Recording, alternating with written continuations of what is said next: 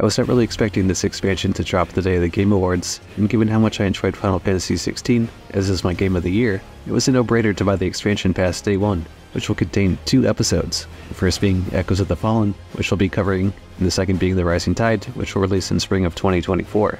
In this video, we'll be examining some of the more poignant aspects of this expansion, like the story and lore implications, level design and boss battles, as well as some new items you'll be able to pick up in this expansion. There'll be heavy spoilers ahead, so fair warning.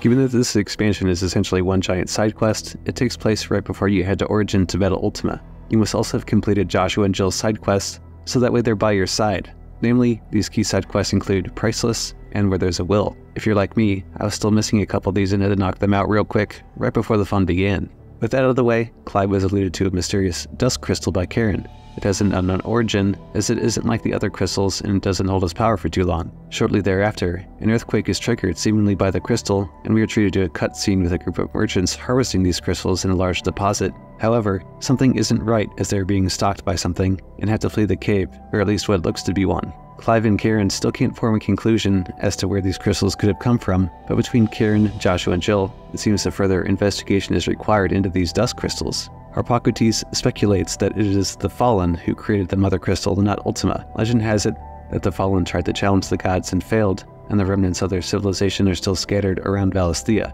The sins of Zemeckis tell a tale of a group of sages who had a colony in which to uncover the secrets of the gods, but were ultimately struck down, but they did know how to craft their own crystals. They also had anti-icon weapons, if you will, and turned against each other in the Magitech War, which, if you're a Final Fantasy veteran, it's a nice callback to the past in the name alone, and a reference to 6 if you're a new player. These dust crystals are the product of a Magitech Mother Crystal brought to life by the events taking place in the main story. Once you stroll through Isolde, outside Martha's Rest, the merchants responsible finally fess up to the source, and this is where things really start to get interesting. A dormant tower awakens, and it is believed to be the source of concern for Clive and the merchants, who viewed it as a cash cow after they hit hard times financially. And so, we arrive at the tower called the Sage Spire, a fallen relic of the past which looks ancient, but is also a mix of the past and a more technological future, which, in my eyes, is also a nice callback to the older Final Fantasy games, if you think along the lines of the Tower of Babel in Final Fantasy IV.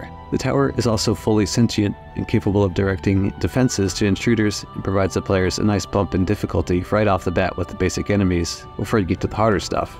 As if things weren't already weird, you see that the Fallen also experimented on organic life and sought to fuse synthetic upgrades into them, presumably to assist them in their battle with the gods. Not only that, they're using them to become crystals as well. Rather twisted, isn't it? After you defeat the super boss Omega Weapon, which I'll discuss in greater detail next, Clive destroys the Dusk Mother Crystal and the merchants agree not to partake in these activities anymore. Cool, right? Well, you're probably wondering where this ties into the lore. The Fallen sought to learn Ultima's secrets and power, and Ultima understood this and realized the threat they posed and crushed them long before they could become a danger to his quest for Mythos. This ties much the same way Clive did in the main story, and he wonders if he'll fall the same way they did. Which, if you played the main story, you already know. What we don't know is if this DLC is really the end of anything Fallen related before the Rising Tide comes out, since this will surely take place before the Battle of Ultima as well. My speculation here is that there'll be flashbacks to each of the team with Clive, Jill, Joshua, and Sid, for example, as I must admit, other than a few modules, we really didn't get much in the way of extended lore as I'd hoped to see. Now, let's talk about one of the more significant aspects of the DLC, the boss battles. It seems Square took our criticisms on the difficulty of the game in general and have augmented it to make it even more challenging. The first battle with Sigma, who was a mini-boss, was definitely a nice wake-up call for me, since I thought, since they're entry level, it would have been a walk in the park. However, that was not the case.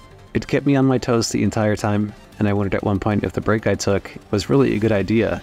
Omicron and Asterios were much the same, as I was also expecting them to be a little bit lighter of a challenge, but both provided something different to me. Did I die to these mini-bosses? No, but my hand hurt a little bit after getting through. Onto the cream of the crop of this DLC, and what serves as the game's super boss, the Omega Weapon.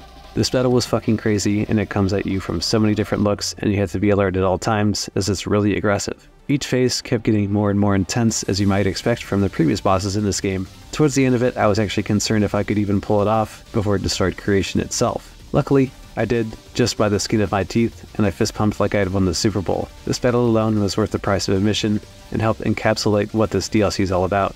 Just a super fun experience. Let's now move on to a more minor detail, but one I feel that's worth mentioning, the level design.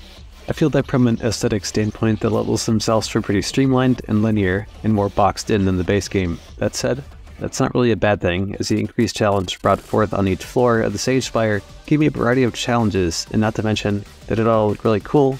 It was a mix of past and future, and it was sort of like a fleshy looking building in a really ominous way. It also forced you to be properly leveled if you weren't already, otherwise you'd be mopped by the upgraded enemies. A solid job overall in this aspect of the DLC. Now, did you think that the developers were just going to drop this expansion on us and not give us something worth our while? It was another really cool thing for me, as the upgraded gear and weapons, and the Omega weapon which is super powerful, and the accessories which can increase damage multiplier rate during stagger, and also raise the cap to 200% were also essential for this expansion from a gameplay perspective, and also looked really great. If you're into the precision dodge, there's also something for you there as well. I never used it, but you may find these beneficial for how you play. There is no doubt in my mind that these will be huge for the Rising Tide expansion, and we'll also be getting new stuff for that as well. And who knows, it might even make these accessories look like kids' toys.